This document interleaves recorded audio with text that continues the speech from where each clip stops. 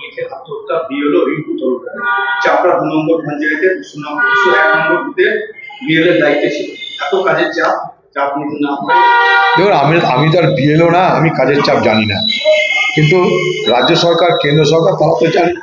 রাজ্য সে নিযুক্ত করেছে বিএলও, সে সাপ্লাই দিয়েছে বিএলও।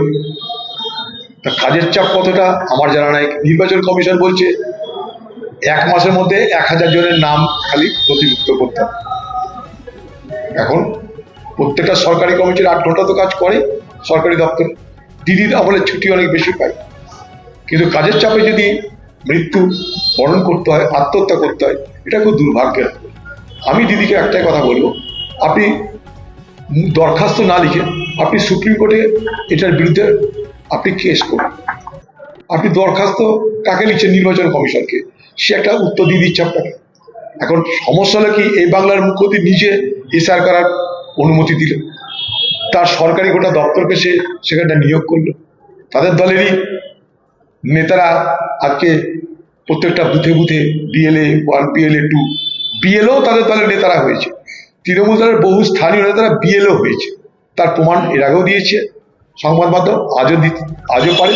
আপনি মনে করেন আমি এক্ষুনি দিতে পারি, যে তৃণমূল দলের নেতারা কি করে বিএলও হচ্ছে, আমি আপনার চাইলে এখনই দিতে পারি।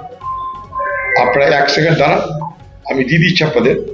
যে এই যে বেশি দূর যেতে হবে না, পার্ট নাম্বার 191 ছাতিনা কাঁদি গুরুপদ হাই স্কুল, সেখানে অ্যাডিশনাল বিএলও করা হয়েছে কুবের ঘোষ নামে এক ব্যক্তিকে, যে টিএমসির বুথ প্রেসিডেন্ট। তাহলে কি বললাম? এই যে কুবের ঘোষ তৃণমূলের নেতা, সে বিএলও। এখন চাপ কাদের? তৃণমূলের নেতাদের উপরে না তার বাইরে? চাপটা কি নির্বাচন কমিশনের, না চাপটা তৃণমূল কমিশনের? তৃণমূলের নেতাদের চাপ না নির্বাচনী কমিশনের চাপ? এটাও কিন্তু দেখা দরকার। আমার তো মনে হয় নির্বাচন কমিশনের যেমন চাপ থাকতেই পারে, তো তৃণমূল দলের চাপ অনেক বেশি থাকবে বলে আমি মনে করি। কারণ অন্যায় কাজ করতে বাধ্য করানোটা তৃণমূল দলের রাজনৈতিক ধর্ম।